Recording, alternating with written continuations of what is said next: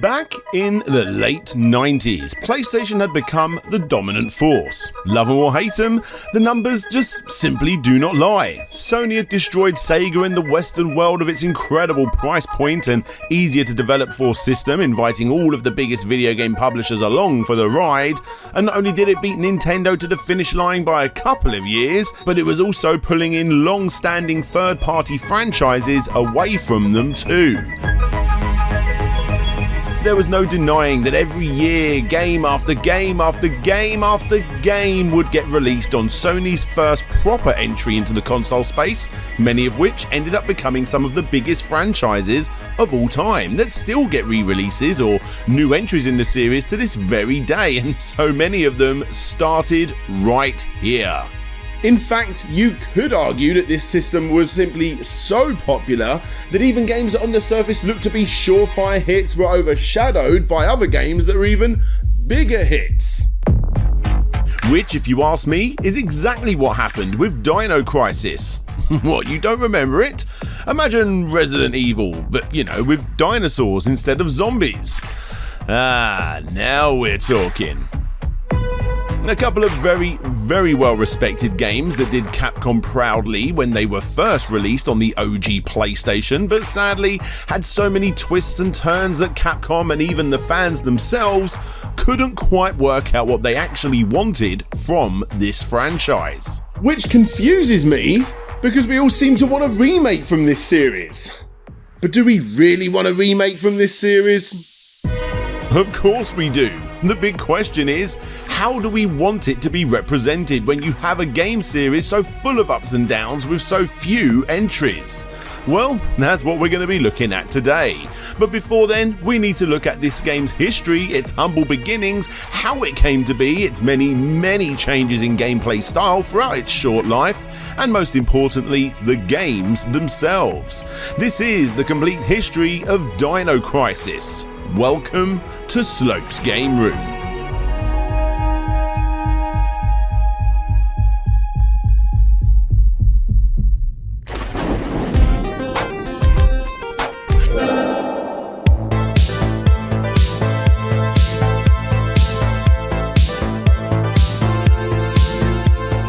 Our story starts in 1984, when a young Shinji Mikami, who was not interested in video games, finally gave in to his best friend's pleas to enter an arcade.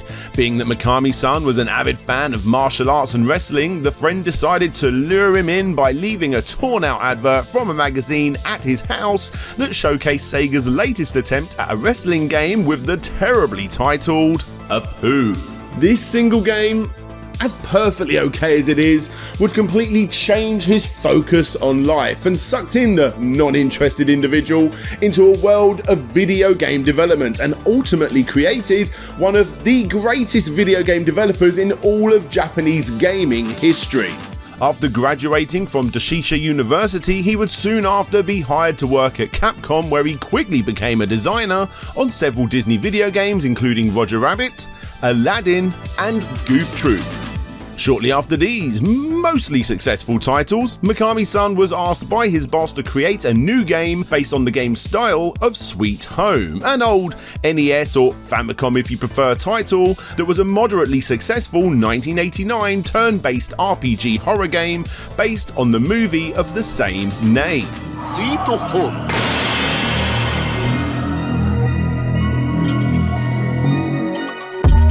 This task would of course lead to the supervising success of Biohazard, better known to the Western world as Resident Evil, which is a bloody stupid name, according to Mikami-san himself, who obviously is not afraid of speaking his mind. Taking its inspiration from the enemies of certain moves such as Dawn of the Dead and the locked inside of a house stylings of Texas Chainsaw Massacre, the game was created in order to give players the ability to survive their favourite horror flick. Originally, the game was going to be a first-person experience, but after seeing the success of games such as Alone in the Dark, the shift was made and they had never looked back since. The initial plan was to make the game full of spooks, spectres or ghosts. But of course, this would have resulted in the game being all about running away from the ghoulies, as bullets would obviously do nothing. However, when they changed the hide-and-seek nature for a more suspenseful run-and-gun styled gameplay mechanic, everything seemed to click, and of course, it continued to do so over the years with its quickly produced sequels, and of course, the brainchild of the series stayed front and centre for the majority of the series' main-line releases. Anyway, after the success of that first game, a small group of 3 or 4 individuals clamped together to create a new team within Capcom called Capcom Production Studio 4. And the unknown leader of that group did eventually leave for ventures new, leaving this small newly formed group with no clear path to follow. With nowhere else to go, the small group reached out to Mikami-san for guidance, who agreed to work with them, and as the group came up with several ideas for new projects to work on, the end result was poor, as the 5 of them just simply couldn't agree on what kind of game to make, which resulted in Mikami-san suggesting that the team disband and come up with new ideas individually.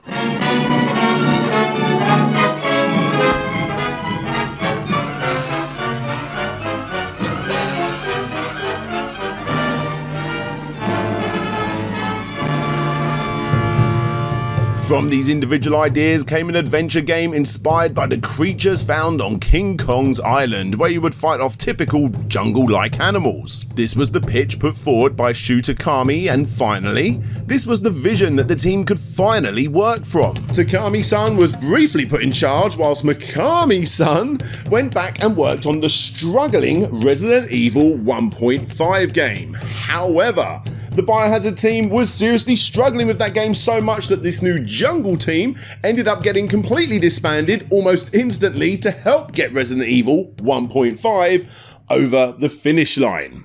One day I will get to the mess that is Biohazard sequels, director's cuts, and all of the other mishaps that came in after that original groundbreaking game, but for now, all you need to know is that that game got fixed, eventually becoming Resident Evil 2. Sorry, Biohazard 2. And in case you were wondering, the efforts put in by Capcom Production Studio 4 actually resulted in nothing. It was all cut content, apparently.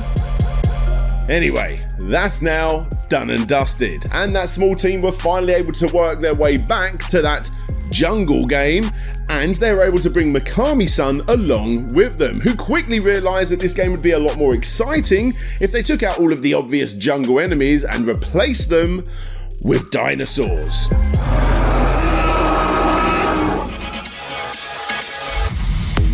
Changing up the slow-paced survival horror genre that Biohazard was leading the way in and replacing those monsters with fast-paced prehistoric dinos would be the perfect juxtaposition, or as he puts it, panic horror.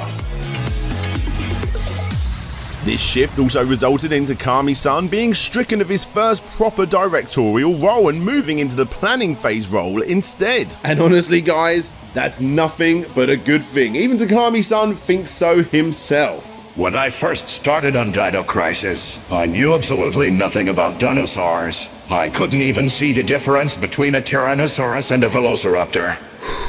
See what I mean? Moving that inspiration from King Kong to Jurassic Park, obviously, the team really tried to change up the already established pre-rendered world of Biohazard for polygon-filled environments, allowing the camera to be shifted about as much as possible in order to create as much tension as possible, with well-placed camera angles that could change depending on which way you entered a room or an environment. The game, which was released in 1999, was a fantastic blend of what we have played already in the original Biohazard series, mixed with some genuinely fantastic action, atmosphere and music that American gamers were begging for after playing those titles. And of course, by this point, all of the obvious competition too, from games such as Parasite Eve and Silent Hill among many others. The game starts off strong, besides having a CGI-based intro rather than the brilliantly nostalgic live-action intro, and gameplay-wise it did what so many expected of it. It was essentially Resisaurus, These dinos are faster than what came before them. They could sense when you are coming or going. They are of course far more deadly, chasing you into most rooms, and heck, if you were scared when they let the dogs out before, you just wait until you see what this game has in store.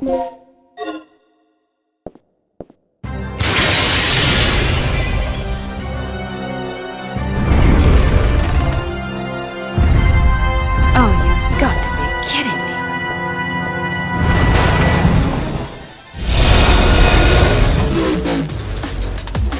Of course, in this day and age, you're really going to need to put your extra thick retro goggles on for this one, as the animation, tank controls, and oh so laughable voice acting is of course of a bygone era. But still, when the best of these moments hit, they hit hard, and in a lot of people's eyes for the time, it's these far more action-based moments that are still, for the most part, in enclosed spaces that make it possibly even better than the earlier Biohazard titles, depending on what type of game you like to play. The thing is, with great OTT action that pumps up the tried and tested formula, comes major drop-off points when all of that isn't going on. The puzzles are harder in this game and insanely repetitive. The story feels a little longer in places, although in retrospect there really isn't a hell of a lot going on in all honesty. The jump scares become fewer and further between, and the typical Foot Clan, you know, the raptors that should always be the scariest mofos in all of their movie adaptations, I'm looking at you, Jurassic World, in this game, they just start getting in the way when you master them, requiring you to dodge and run into rooms where they should really follow you, but from trial and error, these dinos simply just can't follow you because of reasons. Look, I'm not hating on this game. I'm just saying that going back nowadays, it's a bit of a toughie to get through, and 100% not as accessible as still they're pretty hard to go back to, but still far more enjoyable original Biohazard games. Still, if you got the time and you want more old school Resi, you can indeed get more with a good experimental twist in Dino Crisis.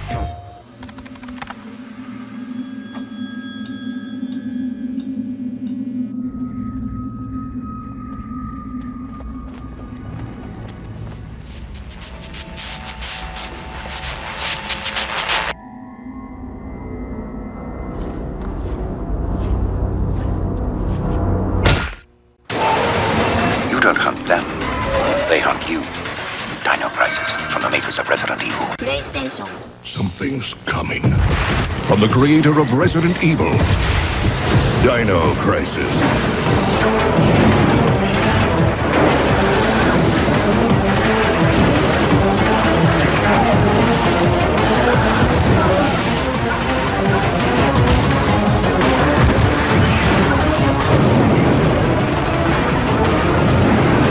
Dino Crisis, only from Capcom.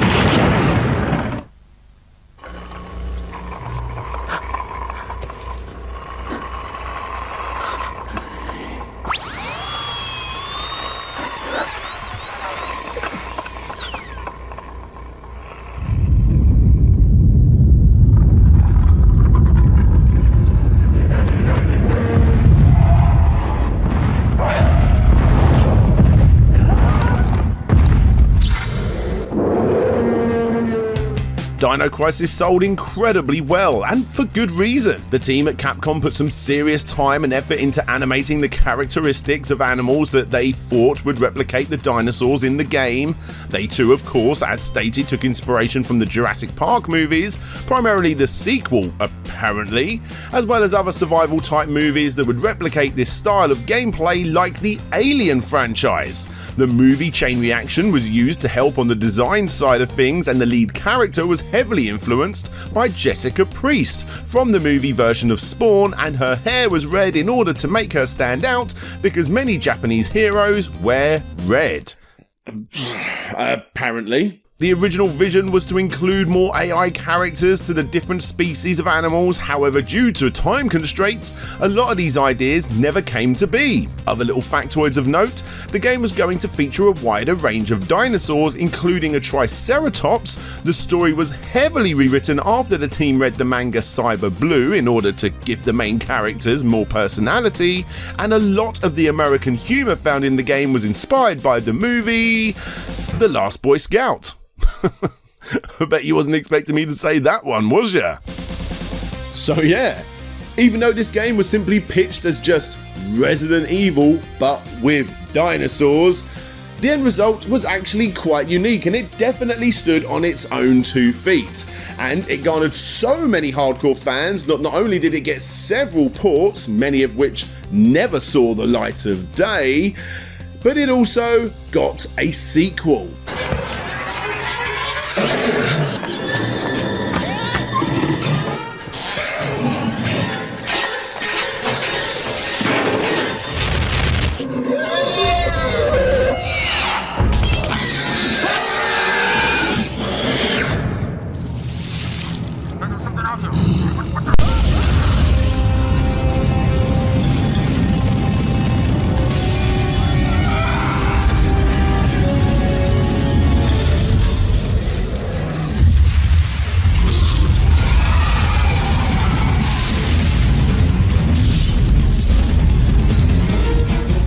Prehistoric terror.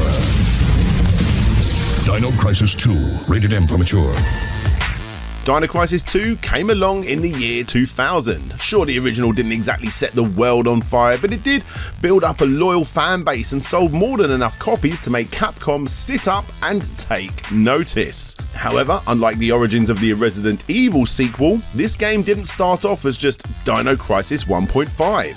In fact, the end result was something that was quite far removed from the original. And as I'm constantly bringing up loads of movie comparisons, let's do it again with Alien and Aliens.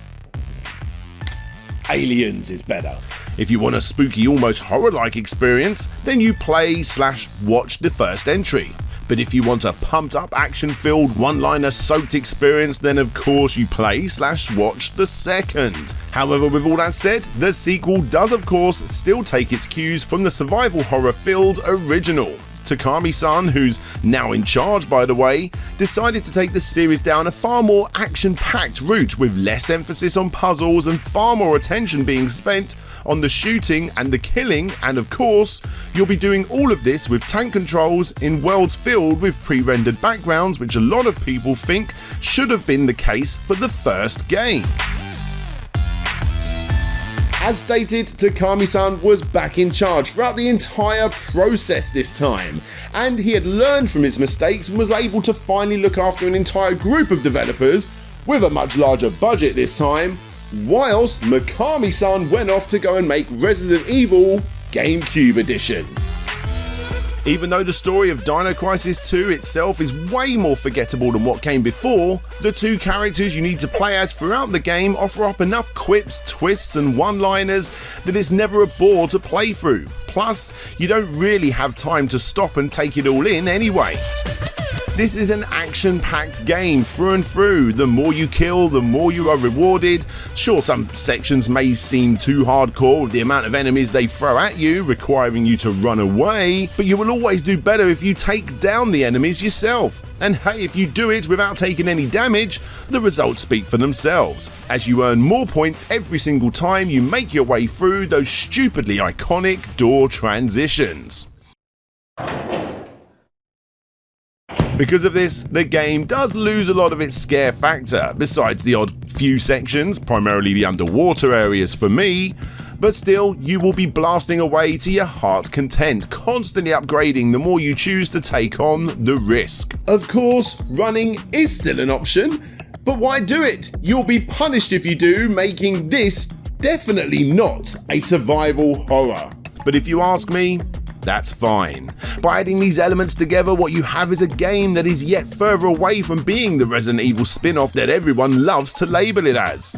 Dino Crisis 2 is a really unique, for the time, experience that is truly enjoyable to play through, arguably more so than the original. The environments look better, constantly explaining what's happening in every single scene. Of course, being a PlayStation 1 game, it's a little rough around the edges, but instantly, after playing it, you will forget all of that and just go along for the ride. The original game sold 2.4 million copies, and Dino Crisis 2 sold 1.19 million copies, which may sound bad, but guys, remember, this game came out in the year 2000. The N64 was out, the Dreamcast was out, the PlayStation 2 was out, and the GameCube and OG Xbox was less than a year away. For such a late game in the PlayStation's life, it really didn't do too bad, all things considered.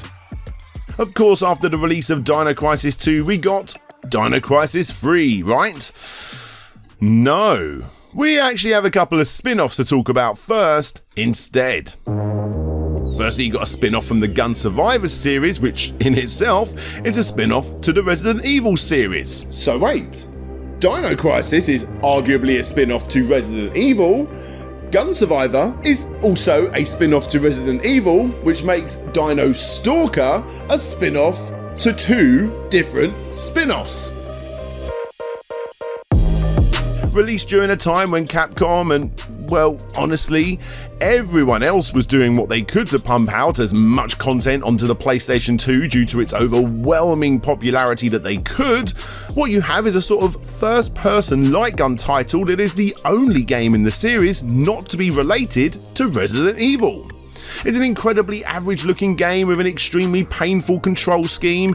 Literally, you either use the gun to not only shoot but maneuver, which becomes painful, or you could use the DualShock 2 and spend most of the game overcorrecting your aim, which becomes annoying. Or you somehow try and work out a way to use them both at the same time. Regardless of what you choose, it's sadly these controls that hold back the game from its true potential. Sure, nobody was expecting incredible voice acting or that deep of a story. It is a spin-off to two different spin-offs after all, but it is mindless. If you do give it enough time to get used to the crazy controls, what you have here actually isn't as bad as you would expect. Dare I say it, it's actually a little bit enjoyable at times. Just set your expectations right and you will have a good enough time with this one. Plus, it's pretty cheap all things considered, so you don't really have much to lose, do you?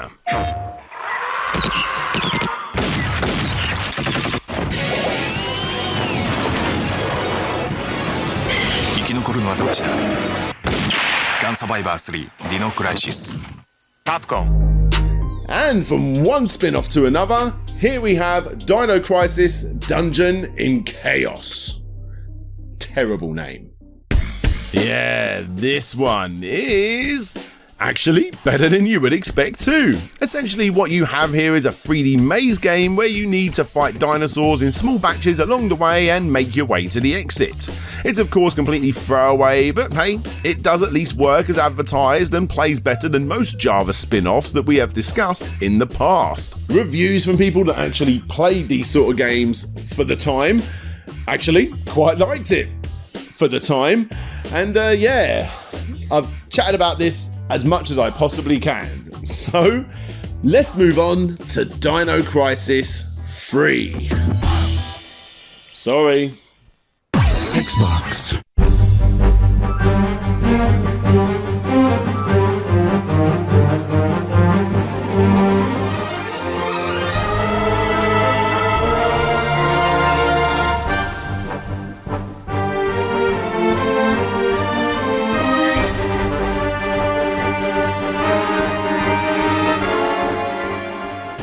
DINO CRISIS 3. Xbox. Oh dear. Notice how the Japanese advert has 0 dinosaurs in it? Well, here's another. Xbox.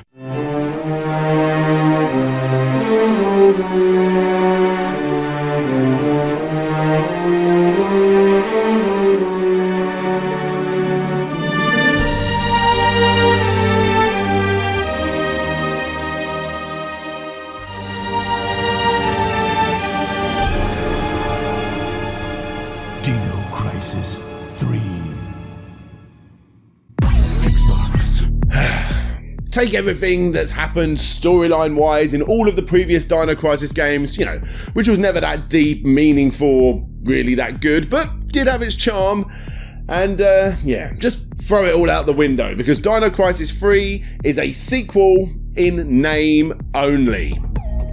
A series that has so many weird twists and turns involving dinosaurs, time travel, and of course, endless amounts of one-liners now finds itself in space, with a setting much closer to Event Horizon rather than any game or movie that came before it. It's a massive shame, and one that fans instantly recognised.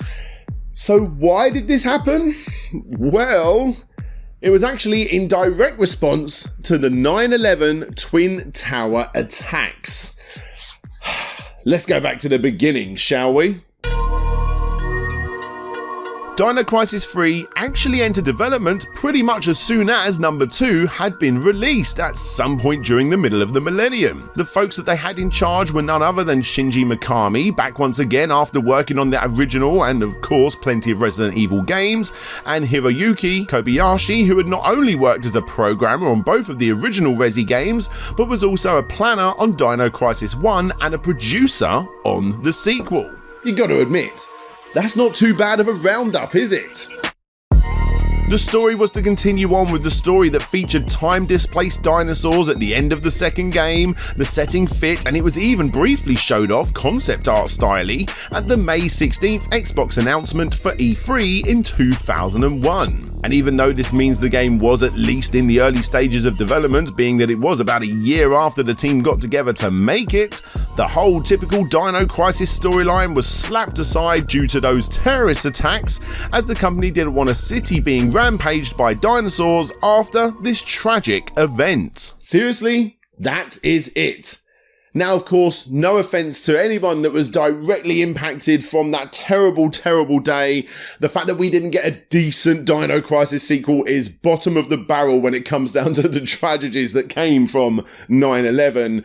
However, the fact that the only connection was that Dino Crisis 3 was to be set in a city, I don't think anyone would have really kicked up a fuss if they did continue on with Dino Crisis 3 as originally intended.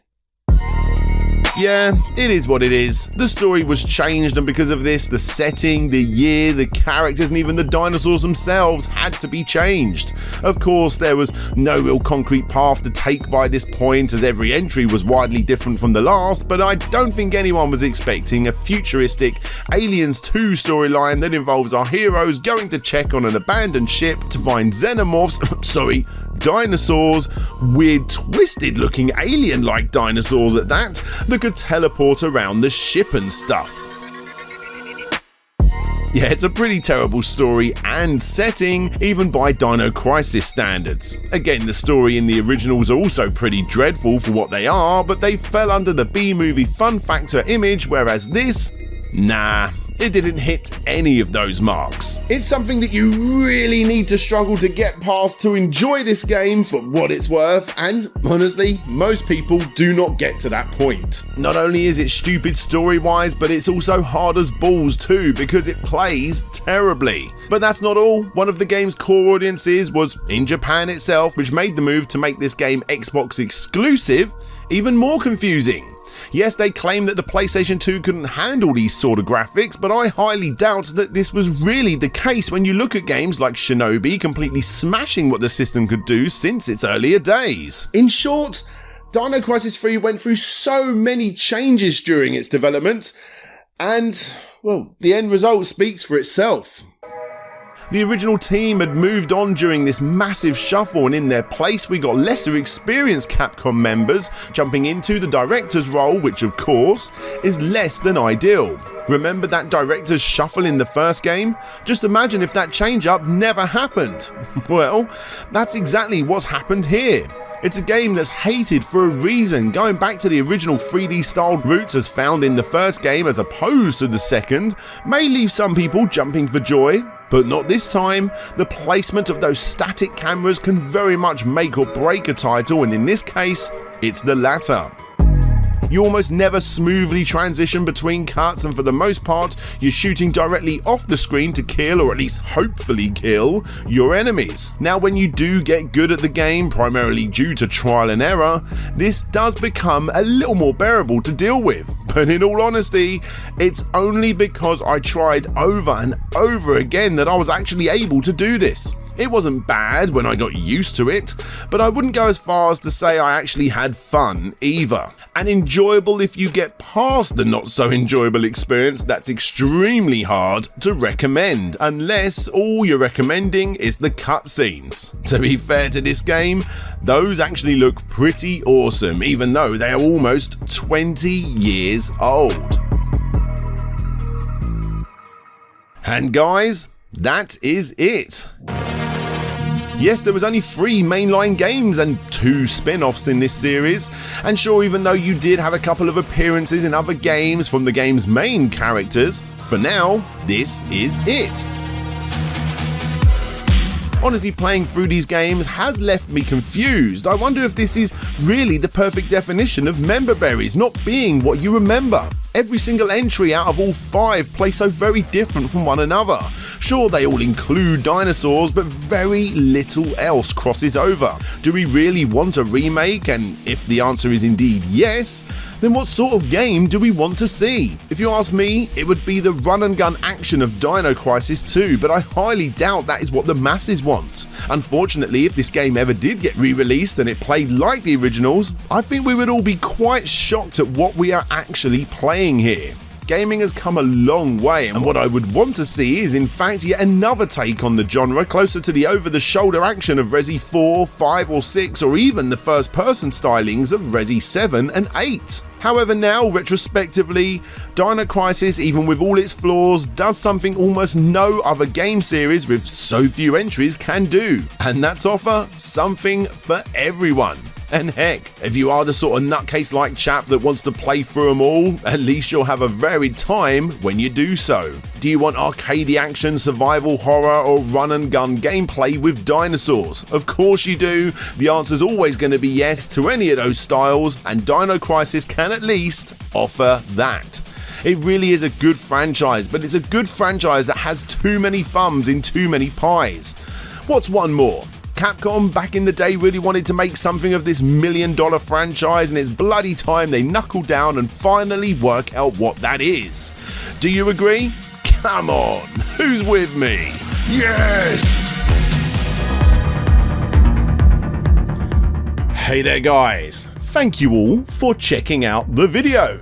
This is the part of the video where I like to give a massive shout out to all of my patrons and all of my YouTube members that allow me to make videos just like this. Of course, a massive thank you goes out to every single one of you for subscribing, for liking, for leaving a comment, for sharing it on social media, all that stuff. But an extra big shout out goes out to all of the names at the bottom of the screen, with an extra big shout out going to the following people: Aggro Crag, Akatimo84, Andrew Dalton, Arista, Ashley Philpott, Benjamin Guy, Big Rico, Boots and Pup, Bram Perez, Chev Matic, Christopher Devero, Clan Bob, Conrad Constantine, Action Saxon, Dina81, Game Apologist, Gary Pinkett, Ian Qualin, Treed Gaming, Ataki Teacher, The Ashen Knight, Jay is Manchild, Jabba Al Aiden, James, Jeff Mianowski, Jeremy Rodriguez, John Rogers, Lucas Gates, Lucas Softel, Man Shovel, Matt Jackson, Mike Fallon, Mind of the Unsane, Nicholas Bertner, Over Giles Zane, Roll VP, Ray Blair, Retro to Next Gen, aka Lou, Richard Alderdick, Rovan Army, Sir Nilsson, Shade Silent, Shadow Dragon, Shappy,